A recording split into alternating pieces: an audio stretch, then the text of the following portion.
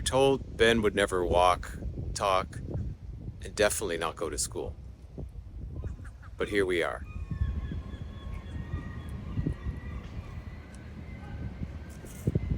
This school, this high school, isn't just where Ben graduated from. It's where Jan and I graduated from too. And where his brother and sister went too. It's easy to forget how impossible that felt in the beginning. This place, these steps, are a quiet reminder that just because you're told something, that it doesn't have to be this way.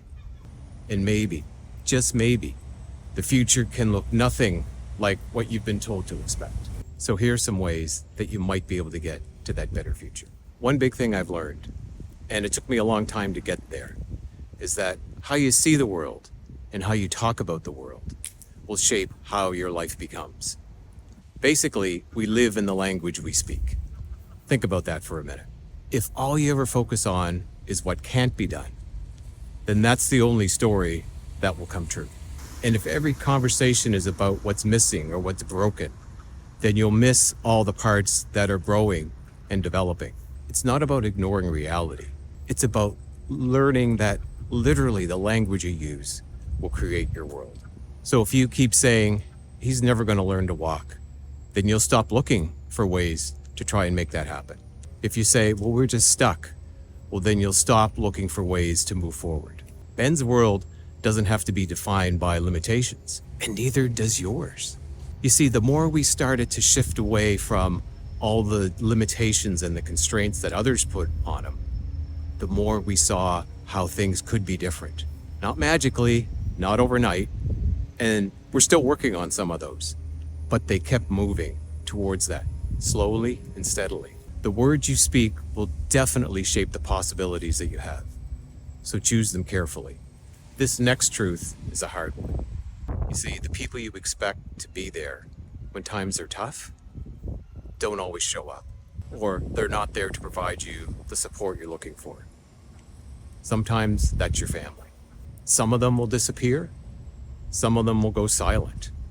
Some of them will just sort of hide because they don't want to face the fears, the uncomfortableness that you're dealing with. They don't know how to manage, even know how to speak to you. And that'll hurt. And that'll catch you off guard some days.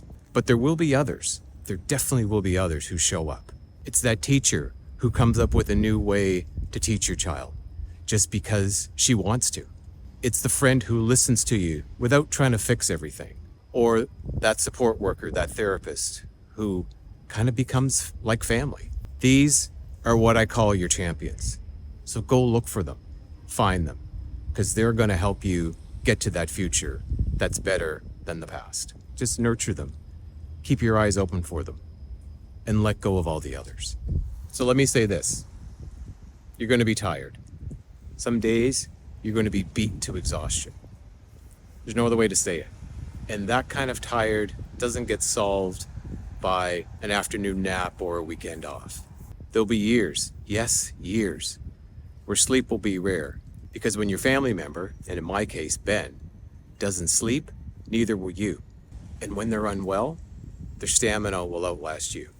Ben once stayed awake for 72 straight hours. That was horrible. I used to think I could push through forever, but eventually your body keeps score, because it always does.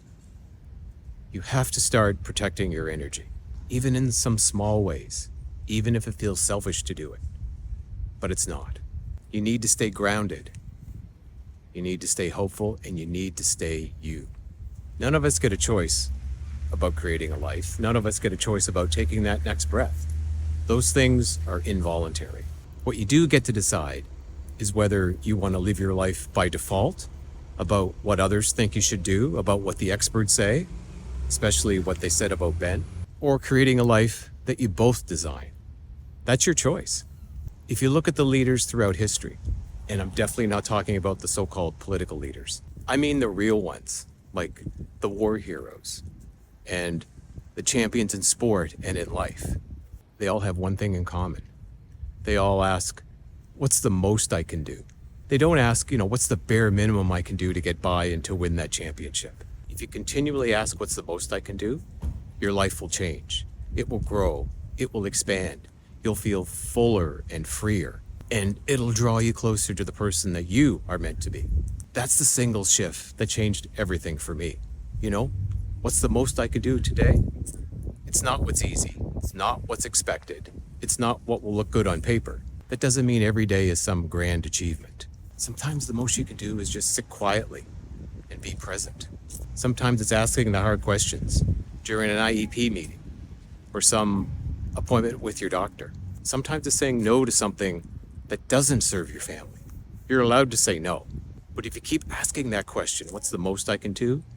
You will stop living by default. You'll stop letting others, people's limits, define your path. And you'll start building a life that fits you and your family member. Okay, so one more thing.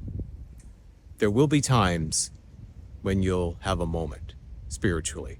It won't be when you're in church or when you're praying. For me, it was when Ben walked across that stage to get his high school diploma. The first diploma we will present tonight is Benjamin Michael George, graduate class 2013.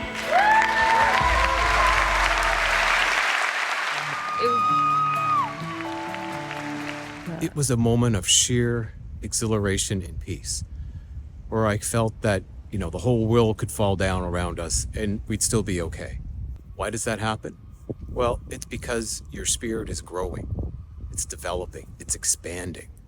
Those moments will build a greater awareness of who you are and make you available for greater things. You see, because we didn't give up. We kept asking the hard questions. We refused to let someone else's prediction be the end of the story. So if you're in that place now, where the world feels just so heavy, just remember, what you're being told today doesn't have to define what's possible tomorrow. Ben proved that. It wasn't easy, but it was possible. So keep showing up, keep speaking about hope, and keep asking, you got it. What's the most I can do today? You'll be surprised where that leads. And I hope you have a great rest of your day.